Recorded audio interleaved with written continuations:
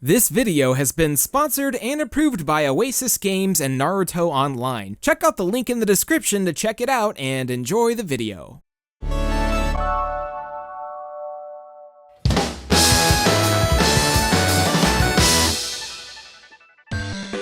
Yo, it's Austin, and I've talked probably too much about licensed games, but let's go ahead and do it some more.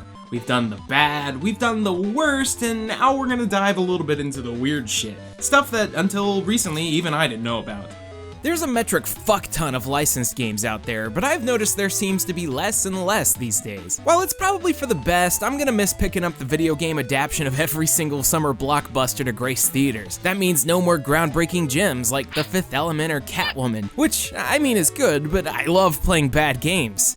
Sad. And this is gonna extend way beyond just movies and TV shows. There's weirdly licensed games covering the entire spectrum. There's even some franchises that have gotten video games before, some of which have been completely left in the dust. Games based on bands, mascots, even junk food. Nothing is sacred. Man, video games are fucking weird. And with that out of the way, let's cut straight to the chase. We're gonna grab American corporatism by the love handles and ride into the cesspool of obscurity known as weird licensed games. It's time for the top 10 licensed games you might have missed.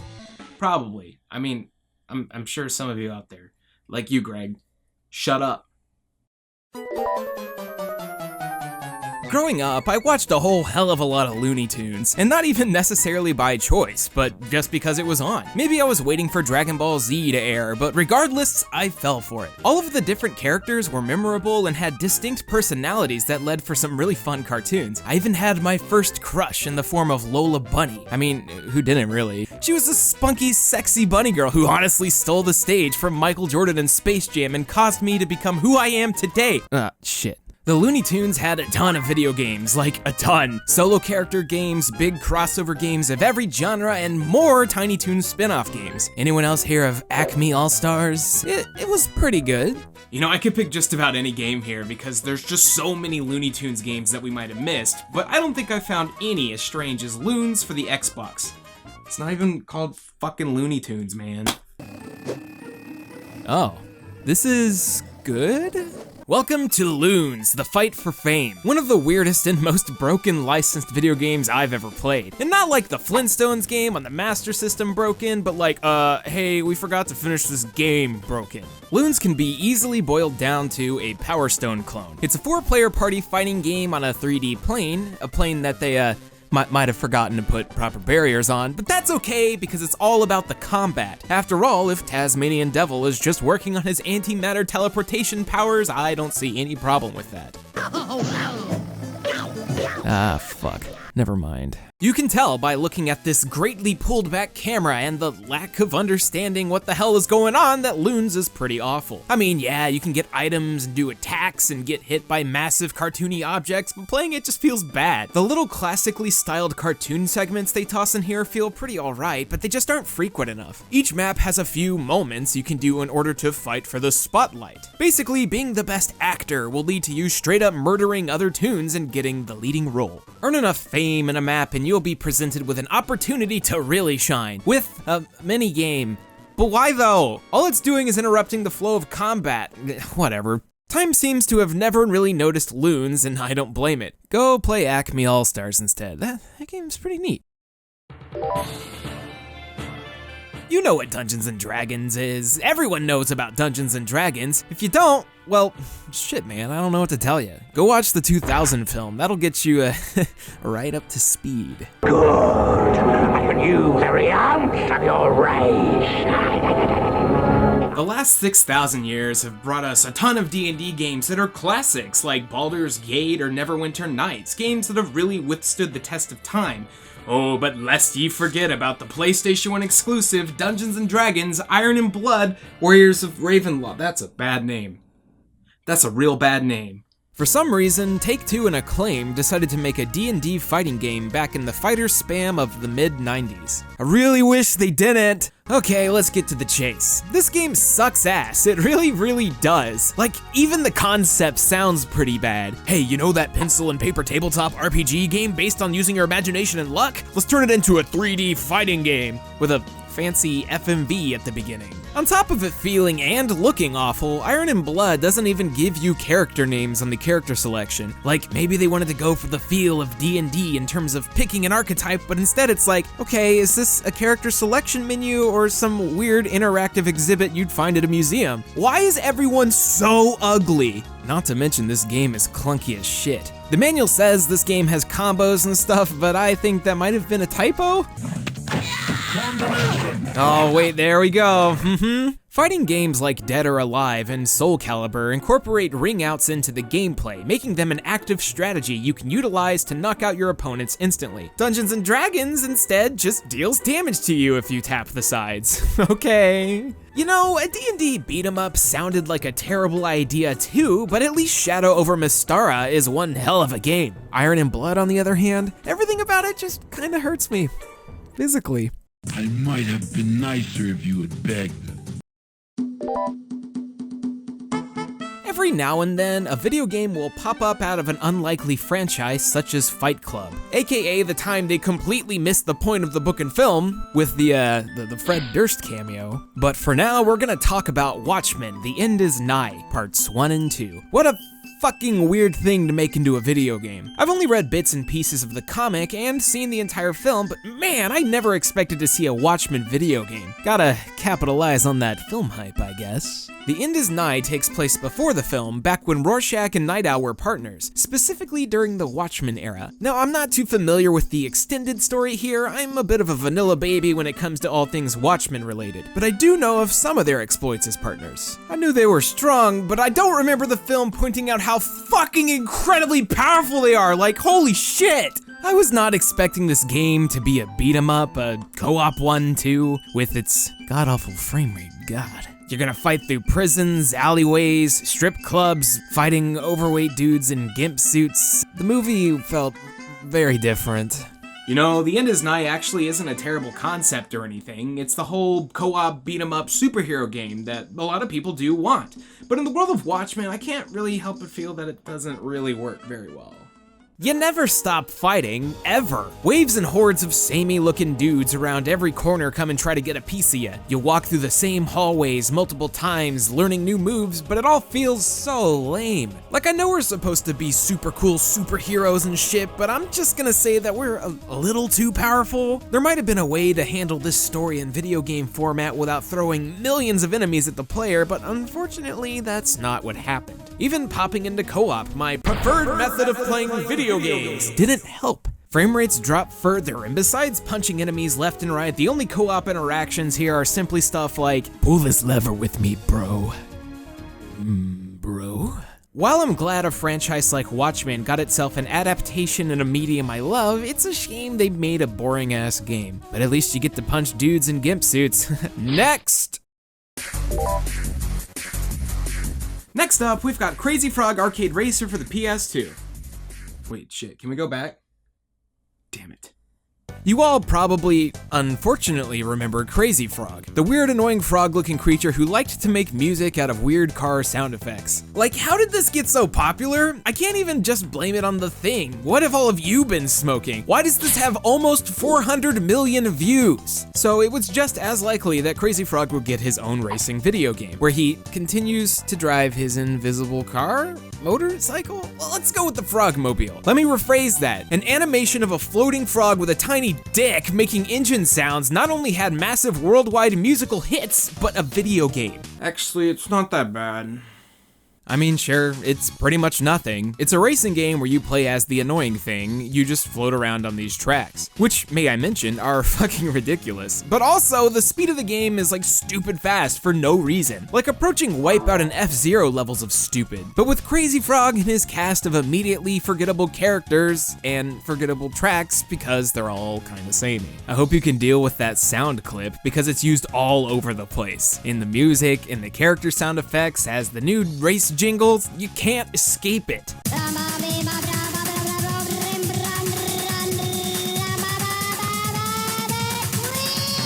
Beyond racing, we've got a terrible dancing minigame where Crazy Frog just kinda freaks the hell out.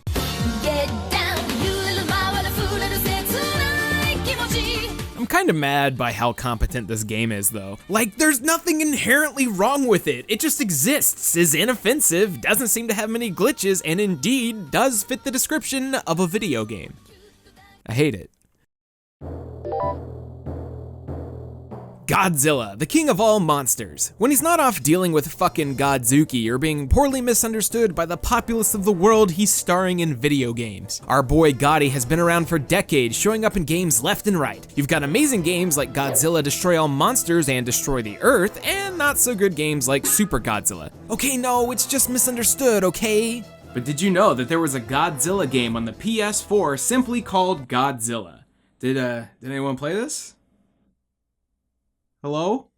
This game kinda just came out, didn't it? You'd think there would be huge fanfare for a new Godzilla game slamming its way onto the new generation of console hardware, especially with the timing of the 2014 film at the time. But instead I was able to pick it up for about $15 a few months after release, so I guess people must have let this one pass them by. And for good reason, honestly. Godzilla has to be one of the most mediocre entries in the franchise out there. You're given tank-esque controls as you can only move Godzilla forward, making you press the L1 and R1 buttons in order to rotate. This actually feels super appropriate, as Gojira's supposed to feel slow and powerful. It's a damn shame that the game itself isn't much of anything. You've got a couple of modes here. God of Destruction is a campaign where you embark on your journey to wipe out all of humanity. And you do that by beating up generators and fighting other kaiju over and over and over.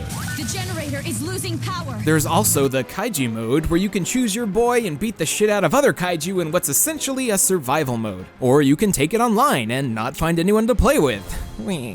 It's pretty much just one note the entire time. It's such a slow-paced game, and it grows tired quickly. I'd compare it to a Dynasty Warriors game in terms of depth, but without the super quick gameplay, I kinda wanted to just stop playing after not long. You can improve your kaiju in evolution mode in order to beef them up and unlock new attacks, but it doesn't drastically change the gameplay. Sure, you get a bunch of kaiju to play as, but regardless of that, the speed of everything brings it all to a halt. I mean, killing people and stuff feels pretty good, so it's got that going for it. What does Godzilla want? Oh no, not the generator. Now, it's not uncommon for a band or musician to get a video game. It happened with Journey back in the day, it happened with Hannah Montana. Honestly, I'm expecting a 21 Pilots video game any day now. But for now, here's Insync Get to the Show for the Game Boy Color. Boxed. I'd say I don't know why this game exists, but I know exactly why this game exists. Why? The engrossing story, of course. You are Insync's #1 fan, and they fucking know it, so they hire you to be their tour manager and do a bunch of errands for them. Turns out they're a bunch of fucking needy assholes who need you to pull the car over constantly. Like, damn, why do we need to go to the flower shop? We got a show to put on? I mean, it's just mini games and then you win. Takes like, I don't know, 20 minutes? Oh, I should mention that this game has no Insync music in it. Instead, it's this strange, trying to be Europop nonsense that'll grate away at your senses in mere moments. But hey, at least when you beat the game, you get to watch them dancing on stage. Bye, bye, bye. Man, I wish I were playing a game with ninjas right now. Then you need to play Naruto Online. What's that? Well... Speaking of licensed games you might have missed, Naruto Online is a free-to-play MMO set in the Naruto universe where you get to create your very own ninja. You can choose between 5 different classes based on the elements: lightning, water, fire, wind, and earth. I went with water because frankly, she's adorable. But that's not all. If you're a fan of Naruto, you're gonna be treading some familiar territory here. Yes, that's right, you get to take your Naruto Sona deep into the lore and experience all the events firsthand. It turns out that, hey, one of your abilities is time traveling, and you'll get to kick around with the whole gang. Like, the whole gang. If you've got a favorite Naruto character, Shippuden or otherwise, they're probably here. Who's your favorite Naruto character? Ah, pain! Wow. Wow.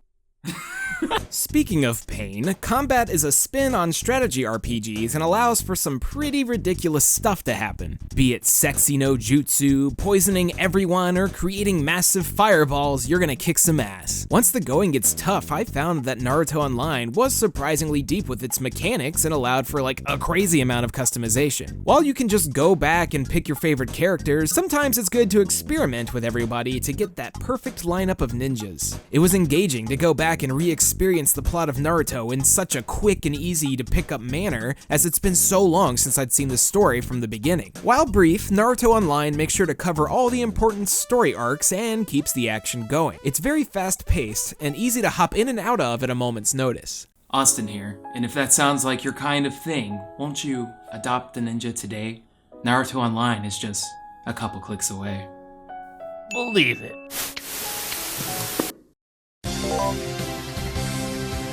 I fucking love Gundam. Specifically everything Universal Century. From the original Mobile Suit Gundam back in the late 70s all the way to some of the stuff coming out today, there's something about giant robots and human drama that just gets to me. And you know what works well with giant robots? Video games. And we're not getting a lot of the good ones. Sure, we've got the Dynasty Warrior Gundam games, and more recently Gundam Breaker 3 thanks to PlayAsia, but before those there was a massive dry spell. Probably thanks to Mobile Suit Gundam Crossfire, you big piece of shit. But way before Crossfire and way before the PS3 came the very first English released Gundam game, Gundam Side Story 0079 Rise from the Ashes. That's the first time I've gotten that right. I remember hearing a lot about this game when it came out, but no one seems to really remember it. But I think I know why. In a time where Gundam was finally breaking through into America with Gundam Wing, G Gundam, and the original Mobile Suit Gundam, this UC-ass, slow-paced, non-new type military Rainbow Six-ass Gundam game comes out, and people are like, the fuck is this? Why can't I play as Hero?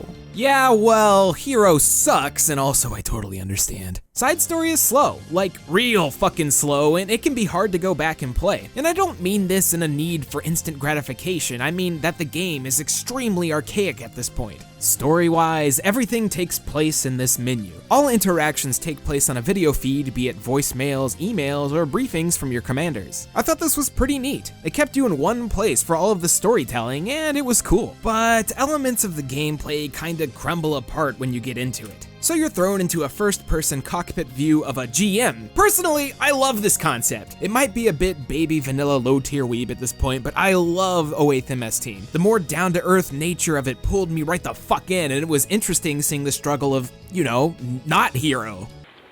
Hero! I am right over here, so come and kill me!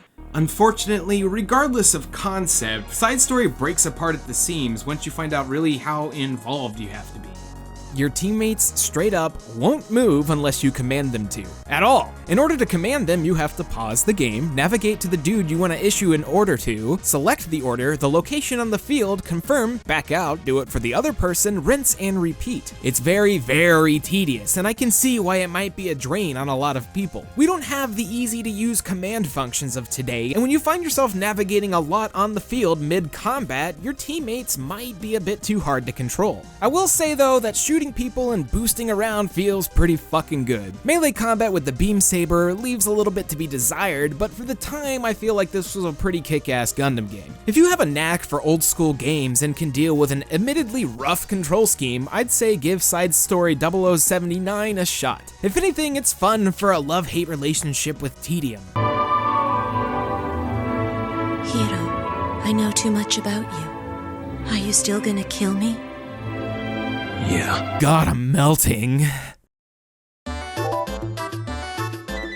Once upon a time, for some fucking reason, junk food companies decided to make video games. Like, a lot of them. You had McKids on the NES, Chex Quest on the PC, and all the Burger King games that came out on the Xbox 360. But the true king of fast food decided to put out a PC game in 2000. Yeah, baby, you know I'm talking about Taco Bell Tasty Temple Challenge. Get that shit out of the kids' meal, pop it into the PC, and embark on a— It's just a Doom clone. I find it so strange how multiple people approved a Doom clone Taco Bell game. Like, we've even got the same Doom guy sway, it's great. Imagine meeting up with all your friends. It's the year 2000, right? People are comparing their Christmas gifts. Lee shows off a copy of Majora's Mask. Wow, the new Zelda! Scrib flashes his new sealed copy of Final Fantasy IX. Oh man! Strex has cool parents who gave him Diablo 2 though, but fuck you guys! I got Tasty Temple Challenge, bitches! Who needs fucking music? The goal here is to rob this green dude's tomb and steal his grande meal. If you die, you're sure to see corporate logos and grande meal capitalized, underlined 3 times with a trademark symbol. You know they're taking this seriously. Well, damn. That only took 20 minutes? Taco Bell Tasty Temple Challenge, the best video game to come in a kid's meal ever. Probably. If you follow me on Twitter at all, as you fucking should be, you'll know that the past month of my life has been dominated with constant posts about Yu-Gi-Oh! And for good fucking reason. The show, the card game, the video games, it's such a wonderful, ridiculous, and stupid world to live in. I wanna be number 1! Oh, will you grow up? Game-wise, Yu-Gi-Oh! Is all over the damn place. It's not just digital versions of card games, oh no. Some weird shit has come out of this franchise. Strategy games, board games, fucking RPGs, all games that I absolutely want to talk about at some point. But the one that takes the cake in terms of what the hell is this has to be Yu-Gi-Oh! 5D's Wheelie Breakers for the Wii. Now, I haven't seen much of 5Ds, but after hearing the premise, I'm definitely super interested. I mean, you've got a bunch of weird-haired looking motherfuckers playing games on these bike motorcycle things. It sounds frankly extremely dangerous and irresponsible, but intriguing for sure. Well, those crazy fuckers at Konami did it. They actually took a card game motorcycle thing and made it into a video game. How? The best manner I can explain this is that it takes elements from other kart-styled racing games like Mario Kart and gives the players more items to deal with. Since cards are limited, they each have very specific effects they can do. You can use spell and trap cards conditionally depending on how your position is in the race. Then you have a little action meter here on the top right which dictates what level monsters you can summon and your attacks. It's extremely fast-paced and takes a while to get used to, at least at first. So you get to create your own Yugi Sona for Wheelie Breakers, and by that I mean you get to essentially recolor Yusei in a D-Wheel, which I named Strex. I don't know why. There's a main campaign here that you play through in order to unlock new characters, cards, and D-Wheels to ride on. It's cheesy as fuck, and essentially you grouping up with little sister Kun in order to get to the finals and face Yusei. I trust in the bond I have with my cards. Fucking. Oh yeah, I forgot to mention that this game is really hard. For like, no reason. Because you're summoning monsters to drive and fight with, you also have to take into account your deck size, what cards you have in your hand, and your current monster's health. It can be very overwhelming. If you're in the lead, you have to flip your bike backwards and flip the camera in order to try and take out opponents behind you, which means, well, you aren't looking at the damn road. Oh, our challenger just pulverized an opponent's monster!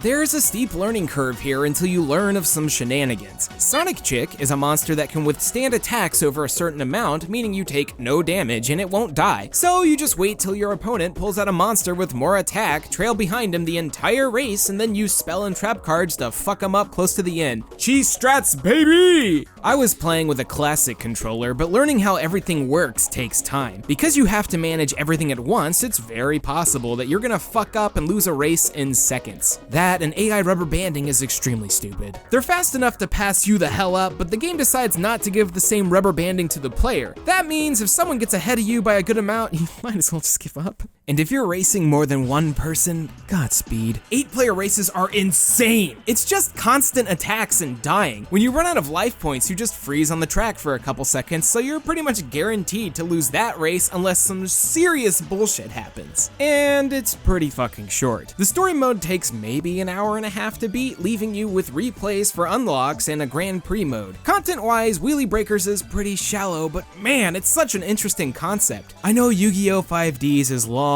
gone by this point, but I could imagine a proper sequel having the potential to make one hell of a cool and unique game. Definitely check it out if you ever get a shot. You say what? Have you ever laid eyes upon a game box only to be extremely thrown off when booting up the game? Here, look, take a look at this. You see that? You see it? This is Darkened Sky. What do you see? I see a cute girl, some monsters, and epic quest. Looks like it might be some sort of fantasy game, but oh boy. What in the rainbow's name? Surprise, motherfuckers, it's a Skittles game! Fucking Skittles. Long story short, Simon and Schuster wanted to make a video game based on M&M's and Skittles candy because they wanted to attempt to appeal to the 20 and older audience. You know, make a few deals, sell the brand, get them millennials. So they made this game, Darkened Sky. After submitting it, they got a few notes saying to remove the word damn as well as remove all snakes from the game. Because, I don't know, fuck snakes, I guess. Even after doing this, Simon and Schuster considered bailing, but it was too late. They already deeply incorporated them fruity candies into the gameplay. So they said, fuck it, take it off the box and just make the game, we don't give a shit. Enter Darkened Sky. By the great rainbow, that, my strange young sapling, is a Skittles! Oh man. We open with our main character, Sky, statically monologuing to herself, this amulet, about exposition before we're suddenly transported to another world as the hero. It's so strange to see Sky depicted in different forms. On the cover, she's this cutie poo, and even in game, she looks alright. Cut to cinematic though, and it's like, whoa, did we forget the style here or what? Generally speaking, this cinematic is like straight out of my nightmares. Bet you think you're right smart wearing them bright colored things on your feet. The second you literally drop into the world, you're greeted with is perhaps the most awkward control scheme I've ever used. Yes, you can change them to whatever you want, but let me give you a default rundown real quick. The right trigger is jump. The left trigger is attack. Okay, let's stop right there. We have face buttons that don't do anything, but they decided to go ahead and make the triggers jump and attack. I just don't understand. Combat works awkwardly as well. You seem to have set directional combos that I can't really figure out, and dealing damage happens as fast as you take damage. Honestly, you're probably gonna die a lot because things will just come up and kick you in the ass. But because we can't have anything nice, Darkened Sky is a game that you really need to save scrub with, constantly. If you die once in a level, it's back to the beginning of that level, so you're gonna be doing that quite a bit. But you know what, at least this game doesn't have precise platforming segments, so we should be okay.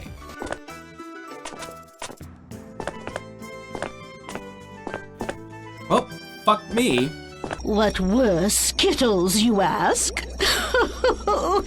The people knew magic then, and 'twas Skittles what fueled that magic. Also, I like how they can't just say Skittle, they have to say Skittles trademark every time. I guess that comes with the whole licensed territory. I gotta say though, I have mad respect for this game for not taking itself seriously at all. All of the dialogue in this game is humorous, whether it hits or not. I'm glad they didn't attempt to straight face a game about Skittles, otherwise we'd have a very awkward game on our hands. I mean, for fuck's sake, you combine the Skittles in order to craft spells of all sorts of variety.